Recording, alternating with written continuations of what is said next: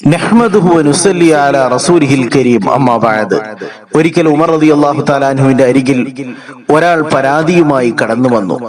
തന്റെ ഭാര്യ തന്നോട് കയർത്ത് സംസാരിക്കുന്നു, തന്നേക്കാൾ ശബ്ദമുയർത്തുന്നു. അതായിരുന്നു അയാളുടെ പരാതി.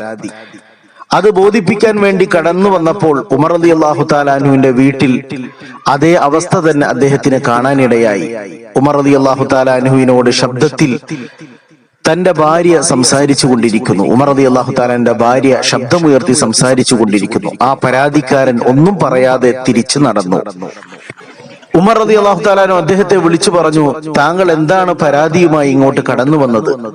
അപ്പോൾ ആ മനുഷ്യൻ പറഞ്ഞു, എന്റെ ഭാര്യ എന്നോട് കയർത്ത് സംസാരിക്കുന്നു, ശബ്ദമുയർത്തുന്നു. അത് പരാതിപ്പെടാൻ വന്നപ്പോൾ ഫവജത്തു ഇൻദക മിസ്ല മാ ഇൻദി, താങ്കളുടെ വീട്ടിലും എന്റെ വീട്ടിലുള്ള അതേ അവസ്ഥ തന്നെ എനിക്ക് കാണാൻ ഇടയായി. ഉമർ റളിയല്ലാഹു തആല അപ്പോൾ കുറച്ച് കാര്യങ്ങൾ അദ്ദേഹത്തെ ഉണർത്തി. ഭാര്യമാർ നമുക്ക് വേണ്ടി എത്രയോ കഷ്ടപ്പെടുന്നു, ത്യാഗങ്ങൾ സഹിക്കുന്നു. വസല സിയാബി, നമ്മുടെ വസ്ത്രങ്ങൾ അവർ അലക്കി തരുന്നു. വബസതത് മനാമി, നമുക്ക് ഉറങ്ങാനുള്ള വിരിപ്പുകൾ വിരിച്ചു തരുന്നു. വറബ്ബത് ഔലാദി, നമ്മുടെ മക്കളെ അവർ പരിപാലിക്കുന്നു. വനളഫത് ബൈതി, നമ്മുടെ വീടുകൾ അവർ വൃത്തിയാക്കുന്നു.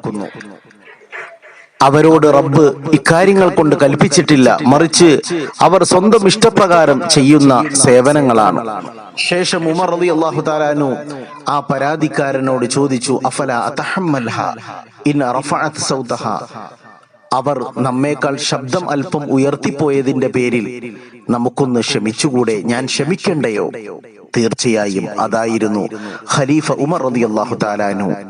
ജനങ്ങൾക്കും കുടുംബങ്ങൾക്കും ഏറ്റവും പ്രിയപ്പെട്ടവരായിരുന്നു, ക്ഷമിക്കുന്നവരായിരുന്നു, നന്മയുടെ ഭാഗത്തായിരുന്നു സയ്യിദുന ഉമർ ഇബ്നുൽ ഖത്താബ് റളിയല്ലാഹു തആല അൻഹു.